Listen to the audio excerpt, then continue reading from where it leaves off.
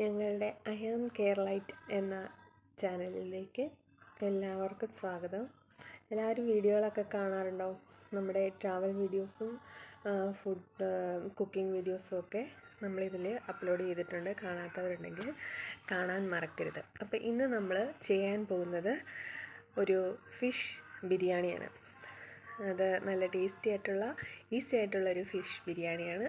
എല്ലാവരും അത് ഫുള്ളായിട്ട് കാണാൻ ശ്രമിക്കണം. നമ്മുടെ വീഡിയോസ് കാണുന്നതിനോടൊപ്പം തന്നെ നമ്മുടെ ഷോർട്സും കാണാൻ എല്ലാവരും ശ്രദ്ധിക്കണം, സപ്പോർട്ട് ചെയ്യണം. നിങ്ങളുടെ വിലയേറിയ കമൻറ്റുകളും ലൈക്കുകളും ഒക്കെ പ്രതീക്ഷിക്കുന്നു.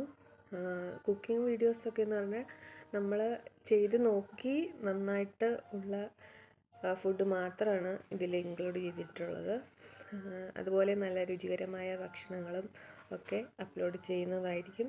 അതുപോലെ നല്ല നല്ല സ്ഥലങ്ങളിലെ കാഴ്ചകളും ഒക്കെ അപ്ലോഡ് ചെയ്യുന്നതായിരിക്കും. ചെയ്തിട്ടുള്ളതൊക്കെ കാണാൻ മറക്കരുത്.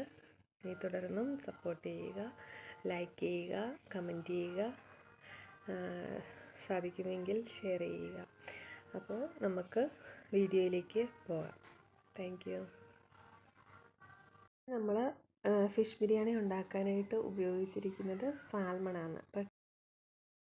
അപ്പോൾ നമ്മൾ ഫിഷ് എടുത്തിരിക്കുകയാണ്. ഫിഷ് ബിരിയാണിക്കുള്ള സാൽമൺ കഴുകി വൃത്തിയാക്കി എടുത്തിട്ട് നമ്മളൊരു പാൻ വെച്ച് അതിലേക്ക് റിഫൈൻഡ് ഓയിൽ ഒഴിച്ചു കൊടുത്തു. സൺഫ്ലവർ ഓയിൽ ഒന്നുമില്ല. അതിലേക്ക് നമ്മൾ കട്ട് ചെയ്ത് വെച്ചിരിക്കുന്ന സവോള, അത് നേർത്ത രീതിയിൽ ഒരേ സൈസിൽ നമ്മൾ കട്ട് ചെയ്തെടുക്കുകയാണെങ്കിൽ ഒന്നുകൂടെ ഫ്രൈ ചെയ്യാൻ നന്നായിരിക്കും. അപ്പോൾ ഇത് ബ്രൗൺ കളറാകുന്നത് വരെ നമ്മൾ ഫ്രൈ ചെയ്ത് കൊടുക്കണം. അതിലേക്ക് കുറച്ച് ഉപ്പ് നമുക്ക് ചേർത്ത് കൊടുക്കാം. എന്നിട്ട് ഗോൾഡൻ കളറാകുന്നത് വരെ നമുക്ക് അത് ഫ്രൈ ചെയ്തെടുക്കാം.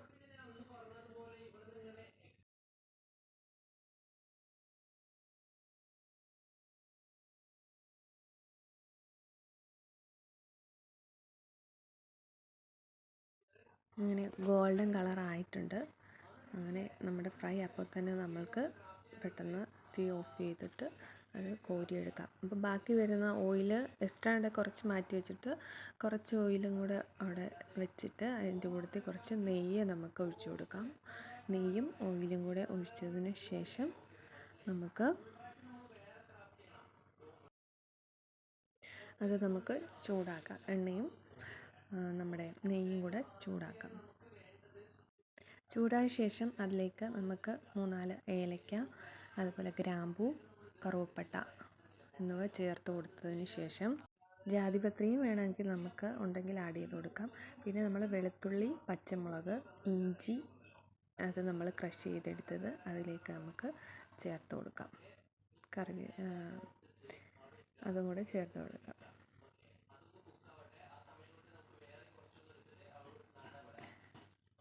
അങ്ങനെ അത് ചൂടായ ശേഷം അതിലേക്ക് നമുക്ക് തക്കാളി ചെറുതായി കട്ട് ചെയ്ത് അതിലേക്ക് ആഡ് ചെയ്ത് കൊടുത്ത് നമുക്ക് അത് നന്നായിട്ട് അലിയുന്നത് വരെ വേവിച്ചെടുക്കാം.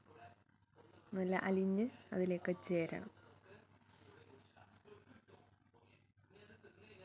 നല്ല ഹൈ ഫ്ലെയിമിൽ തന്നെ വെച്ച് നമുക്കതിനെ നന്നായിട്ട് വേവിക്കാം. നന്നായിട്ട് ഇളക്കി അങ്ങനെ അത് നന്നായിട്ട് വെന്ത് വരുമ്പോൾ നമുക്കതിലേക്ക്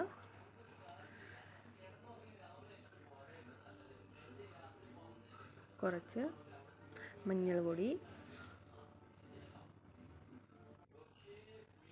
മുളക് പൊടി,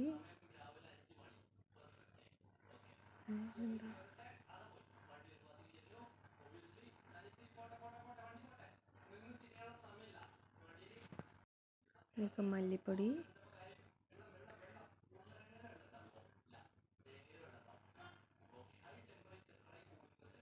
കുരുമുളക് പൊടി എന്നിവ ചേർത്ത് നന്നായിട്ട് പച്ചമണം മാറുന്നത് വരെ നമ്മൾ ഇളക്കി കൊടുക്കാം. ഇളക്കി അത് നന്നായിട്ട് വേവിക്കാം. അങ്ങനെ വഴറ്റി എടുത്തതിന് ശേഷം നമുക്ക് അതിലേക്ക് കുറച്ച് ഫ്രൈ ചെയ്ത് വെച്ചിരിക്കുന്ന സവോള, നമ്മൾ ഫ്രൈ ചെയ്ത് വെച്ചിരിക്കുന്നതിൽ ഒരു കുറച്ച് ഭാഗം എടുത്ത് അതിലേക്ക് ആഡ് ചെയ്യുക. ബാക്കി നമുക്ക് ബിരിയാണിയുടെ ഗാർണിഷിങ്ങിനും കാര്യങ്ങൾക്കൊക്കെ ആയിട്ട് തുടർന്നൊക്കെ വേണ്ടതാണ്. അപ്പോൾ കുറച്ച് ഭാഗം എടുത്ത് നമ്മൾ നന്നായിട്ട് അതിൻ്റെ കൂട്ടത്തിൽ ഇളക്കി കൊടുക്കാം.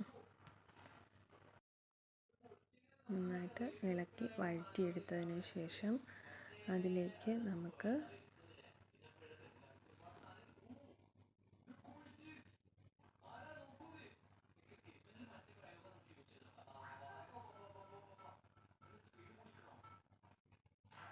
കുറച്ച് ചൂടുവെള്ളം ഒഴിച്ച് കൊടുക്കാം. ചൂടുവെള്ളം നന്നായിട്ട് ഒഴിച്ച് ആവശ്യം എത്രയാണ് നമുക്ക് അത്യാവശ്യം ഒരു ഗ്രേവിക്ക്, അതായത് നമ്മുടെ ബിരിയാണിക്കുള്ള മസാലയാണ് നമ്മൾ റെഡിയാക്കിയത്, അത് അതിലേക്ക് ചൂടുവെള്ളം ഒഴിച്ച് നന്നായിട്ട് തിളപ്പിക്കണം.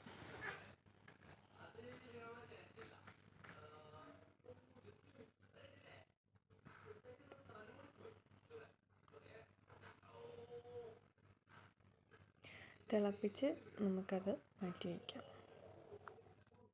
എന്നിട്ട് നമ്മൾ അടുത്തൊരു പാൻ വെച്ച് അതിലേക്ക് നമുക്ക് ആവശ്യത്തിന് നമ്മൾ നെയ്യ് ഒഴിച്ചു കൊടുത്തു.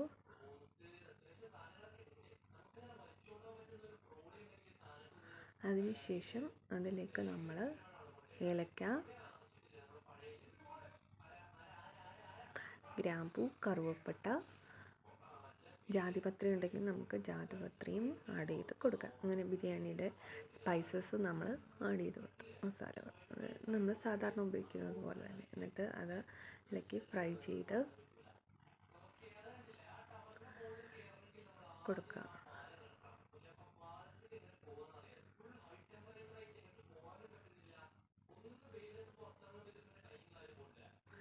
അതിലേക്ക് അടുത്തതായിട്ട് നമ്മൾ ചേർക്കാൻ പോകുന്നത് വെള്ളമാണ്. നമ്മൾ വെള്ളം ആവശ്യത്തിന് അതിലേക്ക് ഒഴിച്ചു കൊടുക്കുക.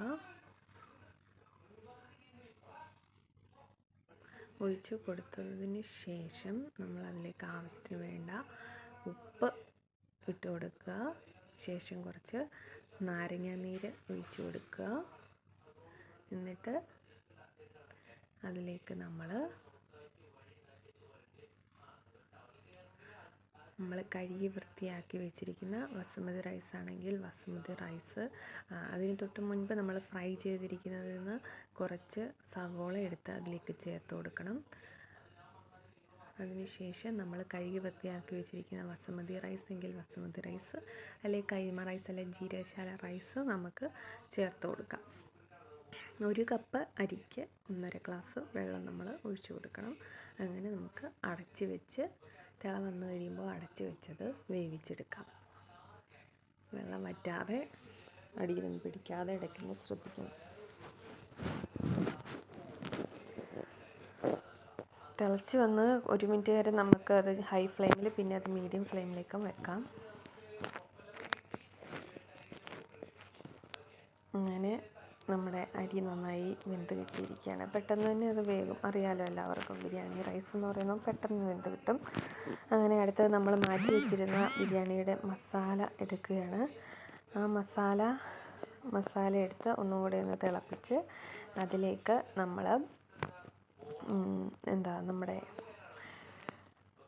അടുത്ത മെയിൻ ഇൻഗ്രീഡിയൻ്റായ നമ്മുടെ സാൽമൺ, നമ്മുടെ ഫിഷ് ഏതാണോ ആ ഫിഷ്, നെയ്മീനോ അങ്ങനെ ഏത് മീൻ വേണമെങ്കിലും എടുക്കാം. കഷ്ണം മീൻ ആണ് നല്ലത്. അതെടുത്ത് നമുക്ക് ആഡ് ചെയ്ത് കൊടുക്കാം. അതിനുശേഷം നമുക്ക് നന്നായിട്ട് ഹൈ ഫ്ലെയിമിൽ വെച്ച് തന്നെ അതിനെ വേവിച്ച് എടുക്കാം. ഇടയ്ക്ക് ഒന്ന് അത് മീഡിയം ഫ്ലെയിമിൽ ആക്കിയ ശേഷം നമുക്ക് അതിലേക്ക് കുറച്ച് മല്ലിയിലയും പുതിനയിലയും നമുക്ക് ഇട്ട് കൊടുക്കാം. ഇതിപ്പോൾ ഞാൻ പുതിനയില മാത്രമേ ചേർത്തിട്ടുള്ളൂ, മല്ലിയില ഞാൻ ഇട്ടിട്ടില്ല, എൻ്റെ കയ്യിൽ അന്നേരം ഇല്ലായിരുന്നു. മല്ലിയിലയൊക്കെ നമ്മൾ വാങ്ങിച്ച് വെച്ചാൽ പെട്ടെന്ന് കുറച്ച് നാൾ നിൽക്കും, പിന്നെ ചിലപ്പോൾ അതൊക്കെ പുതിനയില അന്നേരം ഉണ്ടായിരുന്നത് പുതിനയായതുകൊണ്ട് പുതിന മാത്രം ചേർത്തുള്ളൂ. പ്ലാൻഡ് ആയിരുന്നില്ല, പെട്ടെന്ന് തോന്നിയപ്പോൾ ഉണ്ടാക്കിയതായിരുന്നു. ഓക്കേ, അടുത്ത നമ്മളതിലേക്ക് വേവിച്ച് വെച്ചിരിക്കുന്ന റൈസ് നമ്മൾ ചേർത്ത് കൊടുക്കുകയാണ്.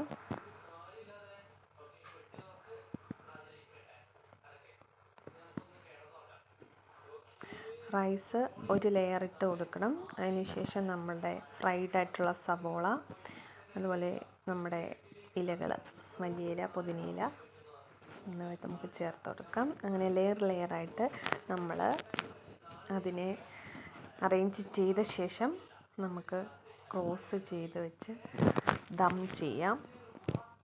ആദ്യം കുറച്ച് നേരം ഒന്ന് ചെറിയ ലോ ഫ്ലെയിമിലിട്ടൊന്ന് അടച്ച് വെച്ച് വേവിച്ചതിന് ശേഷം ഒരു 8 മിനിറ്റ് നേരം വേവിച്ച ശേഷം നമുക്കത്, അല്ലെങ്കിൽ അത് അടിയിൽ എന്തെങ്കിലും ഒരു സപ്പോർട്ട് കൂടെ വെച്ചിട്ട് വേവിച്ച് കരിയാതെ എടുക്കാം. അങ്ങനെ നമ്മുടെ ബിരിയാണി നമുക്ക് എല്ലാ ലെയറും അലങ്കരിച്ചു. ഇനി നമുക്ക് അതിലേക്ക് കുറച്ച് നെയ്യും കൂടെ ഒഴിച്ച് അടച്ച് മൂടി വെച്ചതിന് ശേഷം ദം ചെയ്ത് കുറേ നേരം അടച്ച് വെച്ചതിന് ശേഷം ഒരു 3-4 മണിക്കൂറോ ഒക്കെ അടച്ച് വെച്ച ശേഷം എടുത്താൽ നല്ലതായിരിക്കും. ഇതാണ് അങ്ങനെ നമ്മുടെ ബിരിയാണി, അടിപൊളി ടേസ്റ്റി ആയിട്ടുള്ള ബിരിയാണി റെഡി ആയിരിക്കുകയാണ്. നിങ്ങൾക്ക് ട്രൈ ചെയ്യാം. അടിപൊളി ഒരു ബിരിയാണിയാണ്. Thank you for watching.